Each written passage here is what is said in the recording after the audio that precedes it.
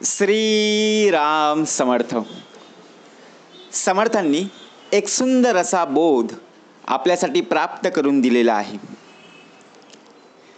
शिक्षा भोगताना त्याचे कारण समजावून द्यावे, नाहीतर जन्मभर शिक्षाच भोगावी लागते. आपल्या आयुष्यात आपण खूप वेळा चूक केलेली आहे.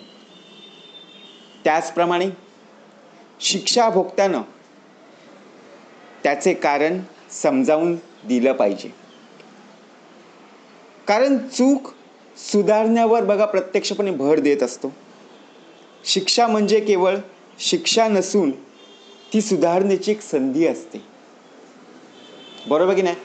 आपण आपल्या आयुष्यात खूप वेळा चुका केल्या, शिक्षा मिळत गेली, परंतु पुन्हा पुन्हा तीच चूक जर करत गेलो तर लोक आपल्याला हसतील की नाही? हो, एकदा चूक झाली, समजून घेतलं पाहिजे. कशामुळे झाली, काय कारण होतं, बरोबर की नाही? जर आपण वाहन चालवताना बघा प्रत्यक्षात आपण स्पीड वाढवला, बघा जी होणारी घटना ती होऊन गेली, मग पुन्हा परत आपण कंट्रोल करायला हवा का नको? करायला पाहिजे, बरोबर की नाही? शाळेत असताना खूप चुका केल्या, परंतु संधी आपण शोधली पाहिजे, ती चूक आपण दुरुस्त केली पाहिजे. शिक्षा म्हणजे शिक्षा नाही हो, एक प्रकारे संधी आहे. ते संधीचं सोनं आपल्याला करता आलं पाहिजे. अज्ञानामुळे पुन्हा तीच चूक होण्याची शक्यता असते. कारण आपण ओव्हर स्मार्ट, म्हणजे आपला आत्मविश्वास आहे ना, तो आपण लोकांना एवढा दाखवतो की माझ्यासारखं दुसरं कोणीच नाही. हा आपला भ्रम आहे, अज्ञान आहे, तो बाजूला सारायचा आहे. आपल्याकडे आहे ना ते पुरेसं आहे, परंतु आपण लोकांना दाखवण्या इतपत बघा प्रत्यक्षपणे करत असू तर शेवटी हा भ्रमच आहे. एक लहान मुलगा बागेतील फुलं तोडत असताना बघा, जो बागेचा राखणदार त्याला फुलं तोडण्याऐवजी फुलं कशी उगवतात हे समजावतो. तेव्हा त्या मुलाला आपल्या कृतीचं कारण समजतं व तो फुलं तोडण्याचा थांबवतो की नाही. म्हणजे प्रत्यक्षात जर आपण पाहायला गेलो तर एक लहान मुलगा यायचा, दररोज त्या बागेतील फुलं तोडायचा. राखेचा बागंदार बघा, बागेचा राखणदार जो असायचा तो विचार करायचा, अरे मी दररोज झाडांना पाणी घालतो, पण या झाडावरची फुलं तोडतो कोण?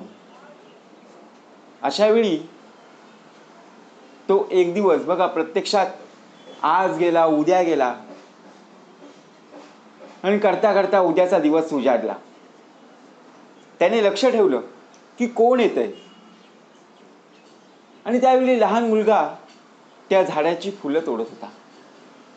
त्याला बघा प्रत्यक्षपणे त्या लहान मुलाला ओरडलं नाही, त्याला समजावून सांगितलं, बाळा तू लहान आहेस, ही झाडाची फुलं तोडतोस, तुला मी ओरडणार नाही, परंतु या झाडावरती फुलं कशी उगवतात हे तुला मी समजावून सांगतो. म्हणजे विचार करा, त्याने दुसऱ्या दिवसापासून फुलं तोडण्याचं थांबवलं आणि घरात येऊन बघा आईला प्रत्यक्षपणे सांगितलं, मी एक रोप आणतोय आणि ते आपल्या कुंडीत लाव. जीवनातील शिक्षेचा हाच खरा बोध आहे की नाही? म्हणून शिक्षा भोगत असताना त्याचं कारण आपण समजावून जर दिलं ना तर जन्मभर शिक्षा भोगावीच लागणार नाहीये. कोणतीही शिक्षा भोगताना त्यामागील कारण बघा प्रत्यक्षात त्या कारणांची जाणीव करून दिलं पाहिजे. एखाद्याला आपली चूक का झाली हे जर समजलंच नाही तर तो पुन्हा चूक करेल ना, आणि त्याला आयुष्यभर काय करावं लागेल? पश्चाताप भोगावा लागेल. म्हणून चूक सुधारणं यावर आपण लक्ष केंद्रित केलं पाहिजे. समर्थांनी उत्तमाचा एक भाग दिलेला आहे. एक गाव होतं, त्या गावामध्ये समर्थ म्हणाले, कुणाच्या अंतरी लागेल धक्का, ऐसी वर्तणूक करू नका आणि कुणालाही बोलू नका. एक रामू नावाचा मुलगा होता. तो दररोज शाळेत जायचा आणि शाळेतून घरी यायचा, पण तो नेहमी वर्गात लक्ष देत नसे. दिलेला अभ्यास पूर्ण करत नसायचा. शाळेत दररोज जायचा, एक दिवस सुद्धा बघा शाळेमध्ये सुट्टी केली नाहीये. दररोज शाळेत जायचा, परंतु सर जे काही शिकवत असतील, टीचर जे काही शिकवत असतील, तिथे मात्र लक्ष देत नव्हता. अभ्यासात खूप मागे असायचा. शिक्षक त्याला ओरडायचे, सर टीचर त्याला ओरडायचे आणि शिक्षा सुद्धा देत. बघा प्रत्यक्ष म्हणजे रामूला ती शिक्षा का दिली जात आहे हे त्याला कधीच समजलं नाही. त्याने कधी अभ्यास केलेला नाहीये, बरोबर की नाही. जो गृहपाठ द्यायचे त्या गृहपाठ कधी त्यांनी पूर्ण केलेला नाहीये. त्याला शिक्षा मिळायची, परंतु त्याला अजूनपर्यंत कळलेलं नाही की मला ही शिक्षा का मिळाली. एक दिवस बघा त्या वर्गातील शिक्षकच बदलले. नवीन शिक्षकांनी रामूला शिक्षा करण्याऐवजी त्याला वर्गाच्या नंतर बोलवले. जेव्हा प्रत्यक्षात नवीन शिक्षक आले,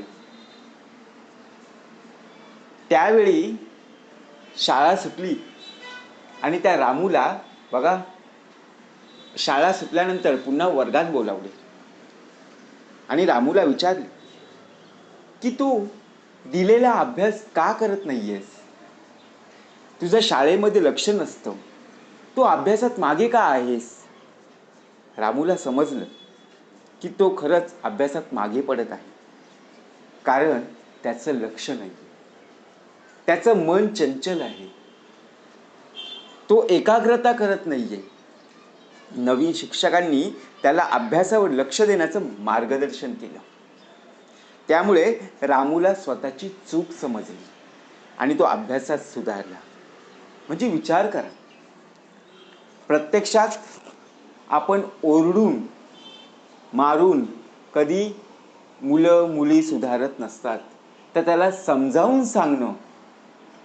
प्रत्यक्षात आपण काय विचार करतो, माझा मुलगा ऐकत नाही, मग आपण काय करतो, त्याला शिक्षा देतो. परंतु समजावून सांगितलं पाहिजे.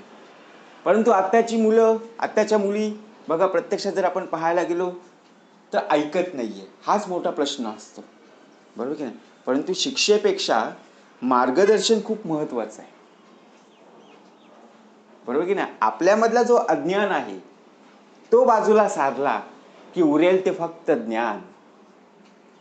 जेव्हा आपल्याला आपली चूक समजते ना, तेव्हा आपण ती सुधारू शकतो आणि ती पुन्हा चूक करण्याची शक्यता कमी होते. आता आपल्याला माहित आहे आपल्या हातून चूक घडलेली आहे. ज्या वेळेला आपल्या हातून चूक घडते ना, त्यावेळेला बघा रात्रीची झोप सुद्धा लागत नाही. आपल्याला सतत झालेली चूक आपल्या डोळ्यांसमोर येत असते. आपण ऑफिसमधलं काम असो किंवा बघा शाळेमधला अभ्यास असो किंवा एखादं आपण कार्य करत असो, जर तिथे आपली चूक झालेली असेल, आपल्या निदर्शनास आलेली असेल, तेव्हा बघा प्रत्यक्षात आपल्याला झोप लागत नाही. कधी उद्याचा दिवस उजाडतो आणि ते बघा झालेली चूक मी सुधारतोय, बरोबर की नाही. म्हणजे असा प्रश्न का आपल्याला पडतो, कारण कुणीही आपल्यावरती हसू नये, बरोबर की नाही. जेव्हा चूक होते त्यावेळी हसणाऱ्यांचे दात आपल्याला बघा प्रत्यक्षपणे दिसतातच, कारण हसणारी खूप जण असतात, पण सांगणारा मात्र कोणीही नसतं. विचार करा, आपण काय विचार करतो, अरे आता ही माझी चूक जर माझ्या मित्राला किंवा बघा आपल्या आजूबाजूच्याला जर कळली, जे आपल्याशी न बोलणारे आहेत त्यांना जर ही चूक कळली तर ते आपल्यावरती हसतील. म्हणून आपण काय विचार करतो की बाबा ही चूक कोणाच्या निदर्शनास न येता आपण झालेली चूक ही दुरुस्त करता आली पाहिजे. हीच खरी अपॉर्च्युनिटी असते, हीच खरी संधी असते. त्या संधीचं आपल्याला सोनं करता आलं पाहिजे.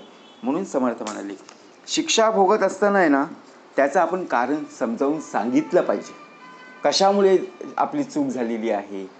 काय कारण आहे? नाहीतर काय होतं, शेवटी जन्मभर शिक्षाच भोगावी लागते. जय जय रघुवीर समर्थ.